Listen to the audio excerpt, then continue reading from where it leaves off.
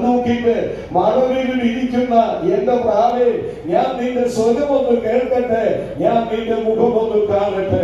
ഒരുപക്ഷെ ഈ പകലിൽ അത് സംഭവിച്ചാൽ എത്ര നന്നായിരുന്നു. ഈ പന്തലിനകത്ത് എത്ര പേരുണ്ടെന്ന് എനിക്ക് അറിഞ്ഞുകൂടാ. എന്തായിരുന്നാലും 1000 പേർ വരുമെന്നാണ് എന്റെ ഒരു ചെറിയ കണക്കുണ്ട്. നമ്മളെല്ലാരും കൂടെ പോകുന്ന കാഴ്ചയൊന്ന് നോക്കിയേ. ആ ലോകത്തിന്റെ 5-7 ഭൂഖണ്ഡങ്ങളിൽ നിന്ന് എത്രയോ വിശുദ്ധന്മാരാണ് എഴുന്നേൽക്കാനായിട്ട് പോകുന്നത്.